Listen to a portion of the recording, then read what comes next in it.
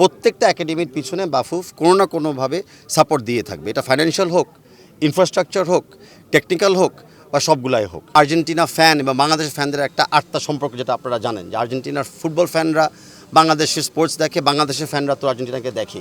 বাংলাদেশের ফুটবল উন্নয়নের জন্য সবসময় আমরা দেখে এসেছি যে নীরবভাবে অনেকে অনেক ভূমিকা পালন করছিল, যাদের জন্য বাংলাদেশ ফুটবলতে আজ পর্যন্ত এগিয়ে এসেছে এবং দাঁড়িয়ে আছে। তার ভিতরে একটা উদাহরণ আজকে যে একাডেমিতে আমরা আছি, শামসুল হুদা একাডেমি, যারা একদম 8 বছর বয়সের থেকে বিকেএসপির বাইরে এরকম একটা একাডেমি আমরা দেখতে পাচ্ছি।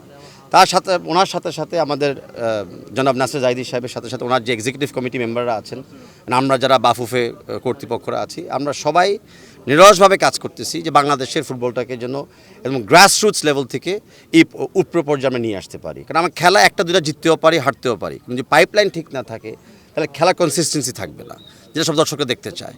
আর আজকে বিশেষ করে হলো ফিফার অ্যান্ড এএফসির গ্রাসরুটস উইক, এটা একটা আন্তর্জাতিক উইক আমরা পালন করতে যাচ্ছি। আজকে আমাদের গ্রাসরুটস উইকে 600 চেয়ে বেশি 8 থেকে 14 বছরের ছেলেরা অংশগ্রহণ করতে যাচ্ছে।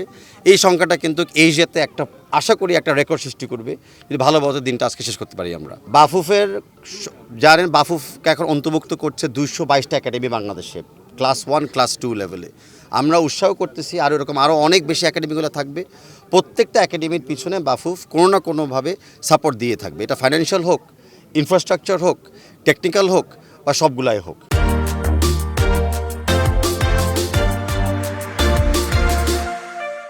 কারণ প্লেয়ার তৈরিতে আমাদের ফুটবল গ্রাসরুটস লেভেলে একদম ছড়ায় ছিটিয়ে খেলতে হবে। ওই একটা দুইটা সেন্ট্রালাইজ একাডেমি করলে কিন্তু হবে না। শুনুন, সত্যি কথা বলতে প্লেয়ার দেখে তো আমরা উৎসাহিত হয়েছি যে আসলে আমরা যেই কষ্টটা করতে যাচ্ছি, ত্যাগ স্বীকার করতে যাচ্ছি, সেটার একটা আসলে ভবিষ্যতে ভালো ফলাফল আসবে। তো আমরা ডেফিনেটলি আজকে যে উৎসাহটা আমি নিয়ে যাচ্ছি, আমরা এরকম গ্রাসরুটস ক্যাম্প এবং আরও যেটা বললাম জুনিয়র একাডেমিজ পুরো বাংলাদেশে আমরা চেষ্টা করব ওপেন করতে প্রাইভেট উদ্যোগের মাধ্যমে।